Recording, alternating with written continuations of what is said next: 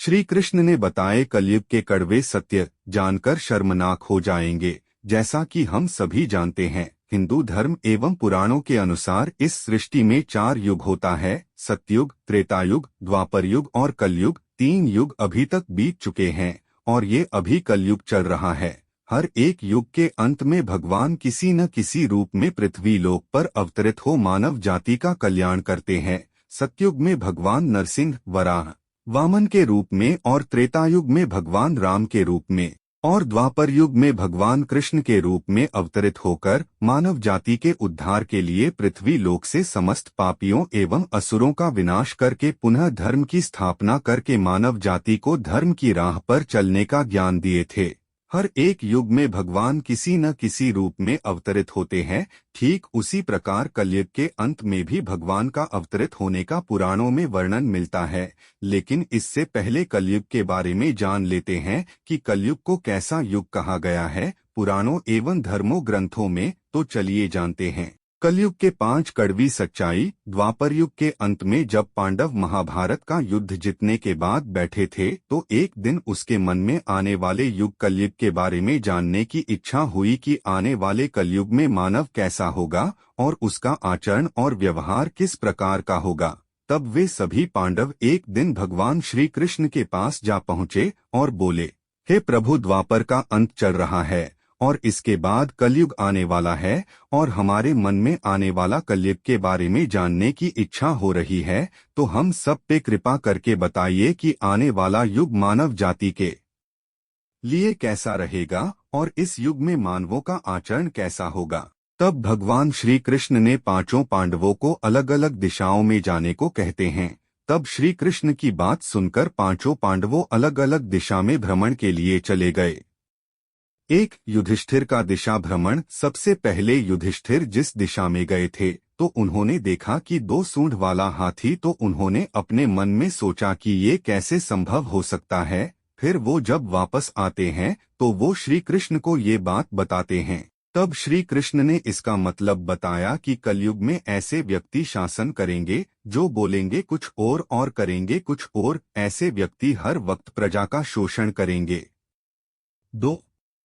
अर्जुन का दिशा भ्रमण। उसके बाद अर्जुन जिस दिशा में भ्रमण करने गए थे तो उन्होंने एक पक्षी को देखा जिसके पंखों पर वेदों की लिखावट थी और वो पक्षी मरा हुआ जानवर का मांस खा रहा था।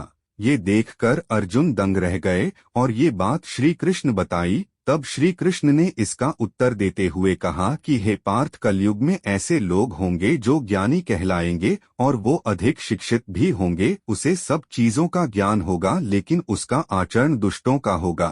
3. भीम का दिशा भ्रमण। भीम जिस दिशा में गए थे तो उन्होंने देखा कि एक गाय अपने बछड़े को चाट रही है और वो गाय अपने बछड़े को इतना चाट रही थी कि चाटते चाटते उस बछड़े का खून निकल आ रहा था।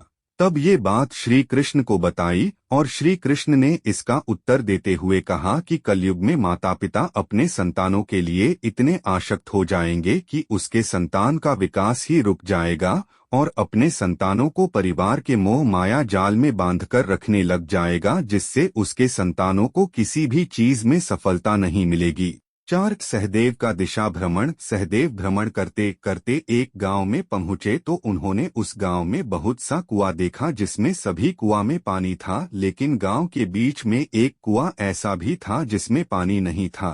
तब ये बात श्री कृष्ण को बताई। श्री कृष्ण ने इसका उत्तर देते हुए कहा कि कलयुग में ऐसे भी लोग होंगे जो उत्सव समारोह जैसी चीजों पर लोग अधिक धन खर्च करेंगे, यहाँ तक कि लोग अपने शौक के लिए मदिरा, मांस इत्यादि सेवन करने के लिए लोग अधिक से अधिक धन व्यर्थ कर देंगे, परंतु यदि कोई असहाय, जरूरतमंद, दान पुण्य इत्यादि कर्मों में मदद करने और अपना धन देने में संकोच करेंगे।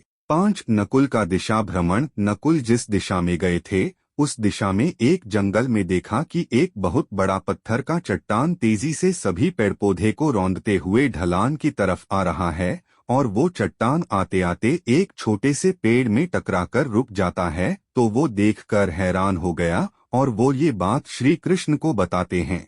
तब श्री कृष्ण ने इसका उत्तर देते हुए कहा कि कलयुग में इंसानों की बुद्धि क्षीण हो जाएगी और मनुष्य का पतन होने लगेगा, और ये पतन इतना तेजी से होगा कि धन या सत्ता का वृक्ष इसे रोकने में सक्षम नहीं हो पाएगा, लेकिन हरि नाम के एक छोटे से पौधे से ये पतन रुक जाएगा। हरि नाम लेने या कीर्तन करने से मनुष्य की बुद्धि प्रबल हो जाएगी और वो सत्य और असत्य का निर्णय लेने में उसे सहायता मिलेगी और वो अपने जीवन के लक्ष्य को पा सकेगा। इसलिए इस कलयुग में भगवान का भजन कीर्तन करना अति आवश्यक है। वीडियो के अंत तक बने रहने के लिए धन्यवाद। वीडियो पसंद आई हो तो YouTube चैनल सीताराम भक्त को लाइक, शेयर और सब्सक्राइब जरूर करें। धन्यवाद।